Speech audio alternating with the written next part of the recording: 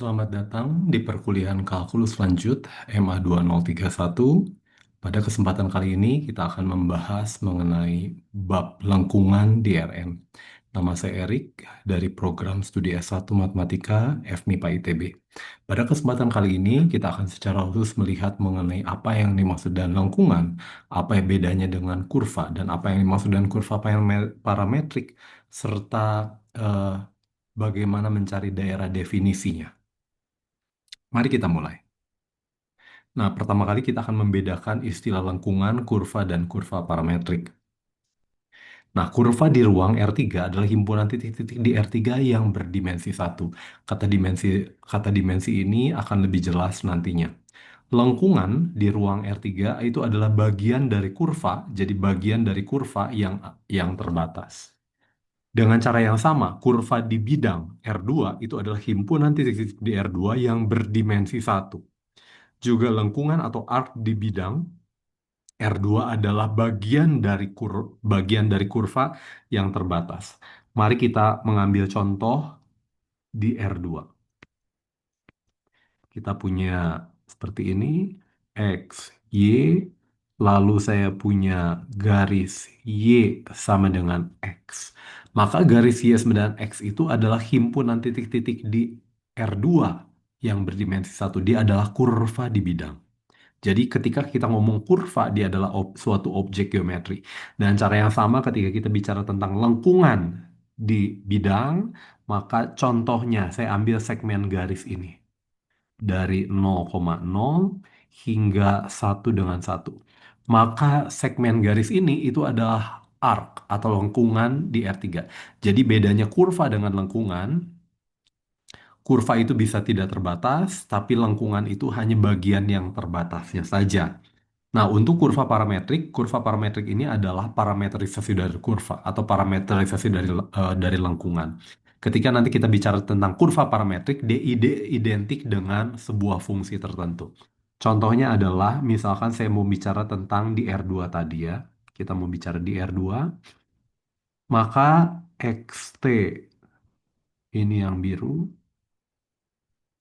maka XT sama dengan T, YT sama dengan T anggota real, gitu, gitu ya. Dia adalah, ini kurvanya adalah apa? Ini adalah himpunan XT, YT yang adalah T, T dengan T anggota real gitu ya. Jadi ini adalah kurva parametriknya. Jadi ada representasi parametrisasi dari lengkungan saya. Atau kadang-kadang bisa ditulis juga dalam himpunan seperti ini. Gitu ya. Kalau misalkan untuk lengkungan di ruang, T-nya bisa dibatasi. Misalkan T-nya yang tadi, ini T-nya itu hanya dari 0 sampai 1. Ya, tapi kita tidak mau terlalu ambil pusing. Tapi nanti ketika kita bicara dengan lengkungan atau kurva, kadang-kadang kita bicara tentang fungsinya atau parameterisasinya. Kadang-kadang kita bicara mengenai objek geometrinya. Jadi bergantung dari konteksnya. Oke ya. Nah, selanjutnya nanti yang akan didefinisikan. Misalkan I adalah interval tutup AB, A-nya ujung kiri, B-nya ujung kanan adalah interval, tentu saja A dan B-nya tidak nol, adalah interval pada himpunan bilangan real, aturan pengaitan F yang ini adalah seperti kurva parametrik tadi, I dari R3, itu dengan FT-nya, penulisan FT-nya itu, F-nya itu cetak tebal, di kita hanya F dengan garis atas saja, itu sama dengan F1, F2, F3 ya disebut lengkungan di ruang. Jadi ketika kita berkata lengkungan di ruang eh, kadang-kadang identik dengan parameterisasinya gitu ya. Jika ketiga aturan pengaitan F1, F2, F3 merupakan fungsi bernilai real gitu ya.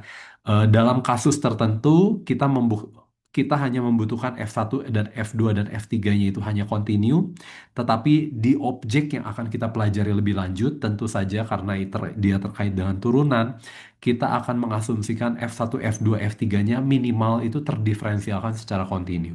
Gitu ya, minimal terdiferensial secara kontinu. Bisa lebih lagi terdiferensial kedua dua kali dan selanjutnya, tapi nanti akan dikatakan kemudian, gitu ya. Selanjutnya fungsi f ini kita sebut fungsi komponen.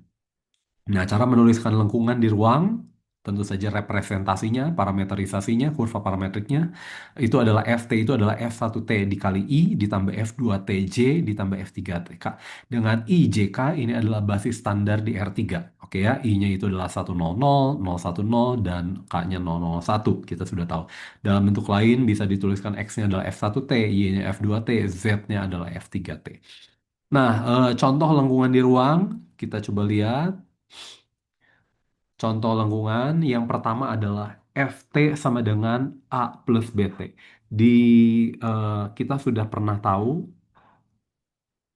dulu sebelumnya, kita sudah pernah tahu sebelumnya, kalau saya definisikan ini F besar T ini adalah A1, A2, A3, tentu saja dengan A-nya ini adalah A1, A2, A3 gitu.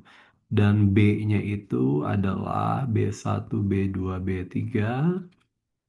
Ini adalah B1, B2, B3 dikali T.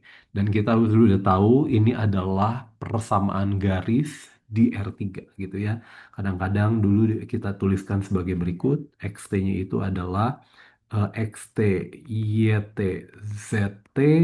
Ini ditulis sebagai itu ditulis sebagai A1, A2, A3 ditambah dengan B1, B2, B3 dikalikan dengan T ya, atau dalam bentuk persamaan simetriknya. Kalau kamu masih ingat, ini adalah X minus A1 dibagi dengan B1 yang sama dengan Y minus A2 dibagi B2. Ini adalah Z min A3 dibagi B3 gitu ya. Nah, kamu coba-coba juga sambil kamu ingat-ingat bagaimana kasusnya ketika di R2.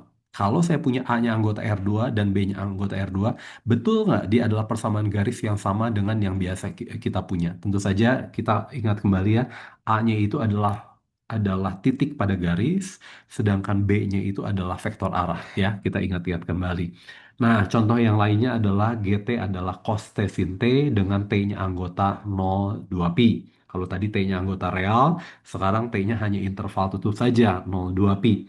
Nah, ini kita sudah tahu XT-nya itu sama dengan cos T, YT-nya sama dengan sin T, T-nya anggota 0 sampai 2pi gitu ya. Dan kita sudah punya hubungan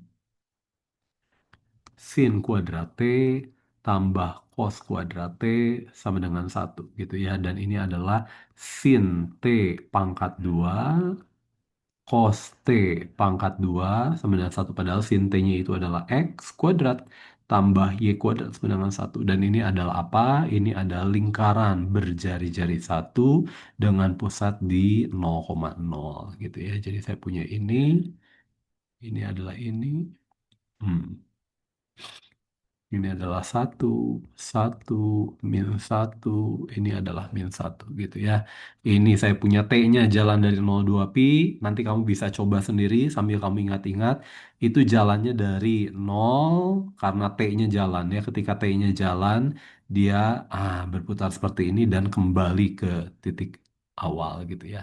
Oke, nah mungkin bisa kamu coba juga kalau ini T-nya jalan dari min tak hingga sampai ke tak hingga bagaimana eh, kurvanya itu berjalan seolah-olah berjalan ya orbitnya atau dalam kata lain. Nah, jadi ini adalah kurva atau parameter kurvanya adalah itu ya lingkaran berjari-jari satu dan pusatnya di nol. Lalu saya punya ini juga contoh terkenal. XT-nya XT-nya itu selalu komponen pertama ya cos hiperbolik T dan YT-nya itu adalah sin hiperbolik T dengan T-nya anggota real gitu ya. Tentu saja ini akan menjadi kita sudah punya hubungan cos hiperbolik kuadrat T dikurangi sin hiperbolik kuadrat T sama dengan 1 dan ini ada menjadi cos hiperbolik T pangkat 2 dikurangi sin hiperbolik T pangkat 2 sama dengan 1 ini menjadi X kuadrat min Y kuadrat sama dengan 1 ya. Kita cepat kita tahu bahwa dia pasti melewati 1,0 dan min 1,0 gitu ya. Oke. Jadi ini adalah X, ini adalah Y. Saya tahu nanti bisa saya buktikan bahwa asimptotnya itu ke sini. Ini Y sama dengan negatif X, ini Y sama dengan X, dia melalui titik 1,0, dia melalui min 1,0 gitu ya. Sehingga nanti grafiknya kira-kira seperti ini. Gitu ya, dia akan asymptotik ke sana. Dan cara yang sama, dia akan asymptotik. Dan ini akan gitu ya. Nah, pertanyaannya ketika T jalan, T-nya itu jalan dari mintak hingga sampai ke tak hingga yang mana gitu ya. Dia bagian yang mana dari kurva birunya? Apakah kanannya, apakah kiri, apakah seperempat kanan atas dan seterusnya. Kamu coba sendiri. Kamu coba sendiri ya. Nah, jadi itu beberapa contoh kurva. Kamu bisa coba lagi untuk FT-nya adalah U ditambah cos T dikali V ditambah sin T dikali W. Dan V dan W-nya saling tegak lurus. Maka kurvanya itu seperti apa? Gitu ya, secara geometrinya dia apa? Kalau saya ini punya kurva parametriknya, secara itu pakai apa? Misalkan T-nya ambil 0 sampai 2 pi ya, begitu juga ini perumpamannya. Ini juga terkenal RT cos T, R sin T dan T, T-nya misalkan katakanlah dari 0 sampai 2 pi atau 0 dari sampai real, terserah dari minta hingga beta hingga ya. HT ini ada fungsi terkenal juga, ini yang kita sebut dengan sikloid. Kamu baca baca di buku teks mengenai sikloid dan brakistokron. Dan tentunya ketika kita bicara tentang pada akhirnya fungsi yang identik dengan kurva parametriknya, representasi dari kurvanya, parameterisasi dari kurva atau parameterisasi dari lengkungannya, ini adalah fungsi. Ketika kita bicara dengan fungsi, maka kita harus bicara mengenai apa yang dimaksud dengan daerah definisi dari fungsi lengkungannya. Bagaimana daerah definisi dari fungsinya, ya.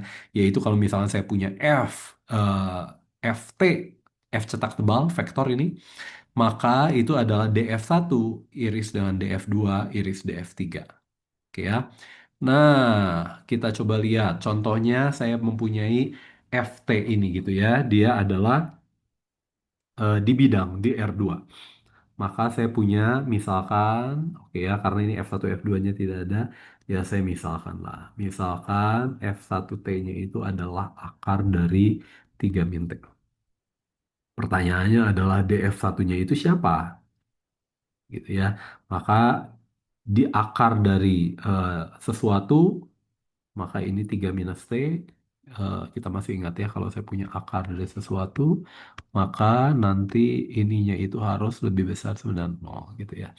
Ini harus lebih besar 9,0, maka 3 lebih besar 9T, maka T-nya itu lebih kecil 93. Maka saya punya DF satunya itu adalah apa? Ini adalah minta hingga sampai 3. Atau kamu boleh tulis dalam notasi himpunan, himpunan T dengan cara T-nya lebih kecil sama dengan 3. Gitu ya, boleh. Lalu saya mau mencari DF2. Itu siapa? DF2-nya itu adalah misalkan F2-nya siapa lagi ya? Oke. Misalkan F2-nya itu adalah 1 dibagi T minus 2. Lalu saya punya ini, maka T minus 2-nya tidak boleh sama dengan 0. Sehingga T-nya itu tidak boleh sama dengan 2. Gitu ya. Sehingga DF2 ini siapa? DF2 ini ada siapa? Dia adalah seluruh bilangan real, tapi tidak boleh 2. Atau kadang-kadang dalam notasi himpunan ini adalah ini, atau kadang-kadang paling ditulis T dengan T-nya tidak sama dengan 2 ya. Kita sudah tahu kalau saya punya dan cara yang sama ketika saya punya 1/ini maka domainnya itu ini tidak boleh 0 ya. Kamu coba ingat-ingat lagi lah matematika yang sebelumnya. Sehingga nanti saya punya DF bar ini adalah DF1 iris dengan DF2. Ini adalah semua tiga tapi dua nggak boleh termasuk ya. Jadi ini adalah mintak hingga koma 3 dikurangi dikurangi 2 gitu ya. Atau kamu boleh tulis mintak hingga koma 2 gabung dengan 2,3. Atau kamu boleh tulis adalah himpunan T dengan T-nya kurang sama dengan 3, T-nya tidak boleh sama dengan 2. Tentu saja tanda koma di sini ini artinya dan ya. Jadi yang memenuhi kurang dari 3 tetapi juga tidak benar. Kalau kamu sulit, kamu boleh ganti saja dan. gitu ya. Kadang-kadang pakai atau, tapi kamu harus bedakan ini dan atau. Tapi kalau koma itu artinya dan, gitu ya. Nah, ingat kembali berbagai lengkungan di kata kenal. Kamu coba lihat lagi materi yang sebelumnya mengenai irisan kerucut. Ingat kembali berbagai parameterisasi lengkungan ya. Kamu coba. Jadi kita sudah memperkenalkan apa yang dimaksud dengan lengkungan. Lengkungan di sini nanti akan kita selalu asumsikan dia adalah fungsi ya. Fungsi dari suatu interval, intervalnya nanti bisa real, kalau real nanti kurva, kalau A, B khusus nanti dia adalah bagian dari kurva yang kita sebut lengkungan arc ya. Itu terkait dengan fungsi. Jadi begitu saya terkait dengan fungsi komponen, nanti saya bisa gambar, lalu saya bisa melihat begitu saya lengkungan itu identik dengan fungsi, nanti fungsinya itu bisa saya mencari daerah definisinya. Oke ya, terima kasih.